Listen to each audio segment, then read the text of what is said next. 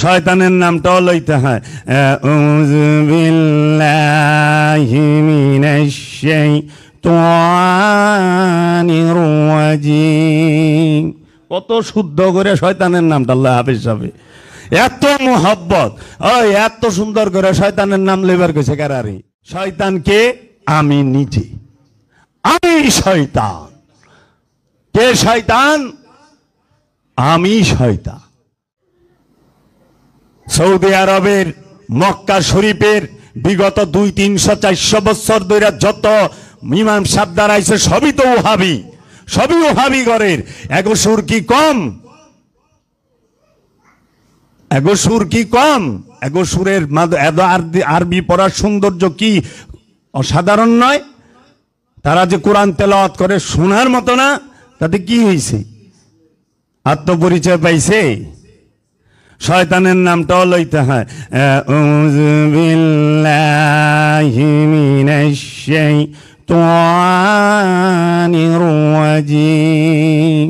কত শুদ্ধ করে শয়তানের নামটা আল্লাহ হাফেজ হবে। এত মোহব্বত, ওই এত সুন্দর করে শয়তানের নাম লেবার কইছে কারারি। তাব্বাত ইয়াদা আবি লাহাব। আবু লাহাবের নাম এত সুন্দর করে লেবার কইছে কে? কে বলেছে? আবু লাহাব হলো ইবলিস, শয়তান। সেই ইবলিস মারদুদ খান্নাস, ওর নাম এত মোহব্বত। কয় কি কোরআনের প্রত্যেকটা হরফে সোয়াব আছে। তো শয়তান লিখতে যতটি হরফ লাগছে প্রত্যেক হরফে সোয়াব। শয়তানের নাম লইলে সোয়াব হয়? কি শিখান? আবু লাহাবের নাম লইলে সোয়াব হয়? আবু লাহাবের নাম কোরআনে আছে, সামরির নাম কোরআনে আছে, ফেরাউনের নাম কোরআনে আছে, নেই? কেউ সব হয় শয়তানের নাম লইলে? এক অক্ষরে 10 নাকি?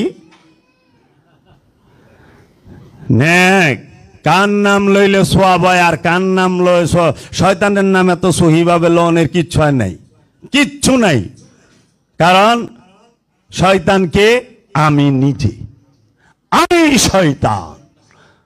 কে শয়তান? আমি শয়তান।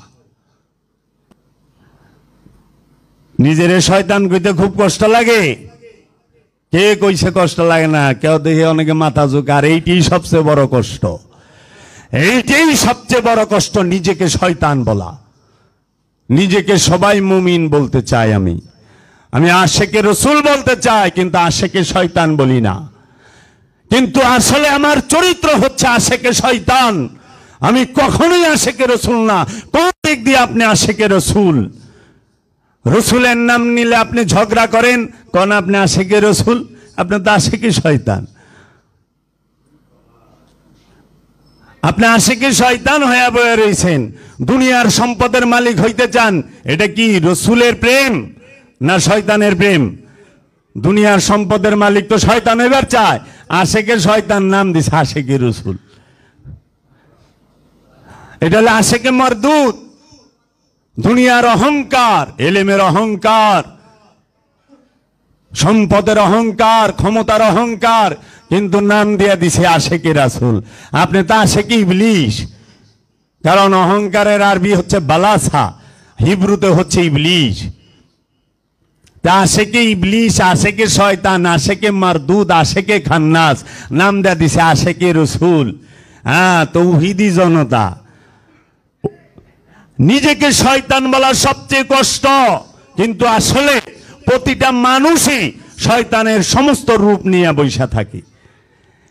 প্রতিটা মানুষ শয়তানের পরিপূর্ণ 5টা রূপ নিয়ে বৈশা থাকে।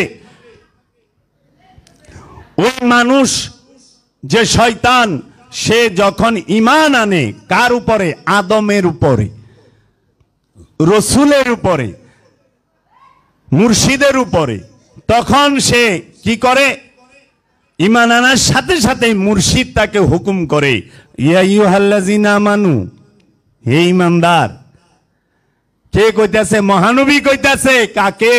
হযরত আবু বকর সিদ্দিক, হযরত উমর, হযরত সালমান ফারসি, হযরত আবু যর গিফারি, তালহা, মিকদাদ, জুবায়ের রাদিয়াল্লাহু তাআলা আনহু, এদেরকে ইয়া আইয়ুহাল্লাযিনা আমানু, হে ঈমানদারেরা, তোমরা তো আমারে বিশ্বাস করছো না? আমি প্রশংসিত, আমি আলামিন। হ্যাঁ, আকিমুস সালাত, সালাত কায়েম করো। ওয়াতুজ যাকাত, যাকাত আদায় করো। ওয়াকারদান হাসানা, আমাকে উত্তম কর্জ দাও, ঋণ দাও। ঋণ কি আল্লাহরে দিতে হয় না রসুলকে দিতে হয়? কর্জ দিতে হয় রসুলকে। রসুলকে মাইনাস করার জন্য আল্লাহ শব্দটা আনে। রসুলকে মাইনাস করার জন্য আল্লাহ শব্দটা আমরা ব্যবহার করি। কেন আমরা রসুলকে মানতে পারি না? কেন আমরা আল্লাহ সব সময় আল্লাহ রসুলকে আলাদা? রসুল যদি না আসে আল্লাহ আছে বলবে কে? রসুল যদি না আসে সালাত কিভাবে করবা বলবো কে? রসুল যদি না আসে তাহলে এই সমস্ত ইবাদত বন্দেগীর কথা বলবো কে? এর জন্য রসুল বলছে আকিমুস সালাত, সালাত কায়েম করো। সেই সালাতটা কি? আস-সালাতুদ দাওমি আফজালুম মিনাস সালাতিল ওয়াক্তি আল্লাযীনা হুম আলা সালাতিহিম দাইমুনা। যারা দাইমি সালাতের মধ্যে সব সময় দণ্ডায়মান থাকে তারা মুসল্লি। সূরা মারিজ 23 নম্বর আয়াত। এবং হাদিসে আছে সালাতুদ দাওমি আফজালুম মিনাস সালাতিল ওয়াক্তি। নিঃসন্দেহে ওয়াক্তি সালাত হইতে দায়মি সালাত অধিক মর্যাদাবান। এই দায়মি সালাতকেই গায়েব করে দিছেন সমাজ থেকে। এই দায়মি সালাত কি মোল্লায় শুনলেই আসমান থেকে পড়ে। সাধনায় গেছি, পীর সাহেবে খাসি বাইন্দা থুইয়া 3 দিনের চিল্লা ঢুকছে কবরের ভিতরে। ভক্তগো সব বাইরে বইরেছে, ভক্তরা বাইরে বইরেছে, খাসি বাইরে মে মে হের থেকে বেশি খাসি জিকির করবার লইছে। দুম লয় না। কি জিগেলাম কি ব্যাপার? এই অবস্থাকে কয় পীর সাহেবে চিল্লা বাইরে বাইরে এই হ্যাঁ এটার সিন্নি ফাঁকাইব। আমি পাবলিক রাগি দেখা যাচ্ছে, ভক্তকে দেখবি না কে? দেখ তোর পীরে কবর ঢুকে চিল্লা করতেছে। ভক্তকে সব বহায় থিয়া দিছে।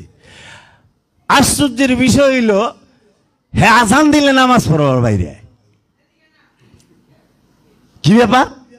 আজান দিতেছে নামাজ পড়বার বাইরে যেতেছে। কয় আজানের টাইম হয়েছে, নামাজের টাইম হয়েছে। টাইমকে ভিতরে কি করে? ঘাস কাটে গুড়ার।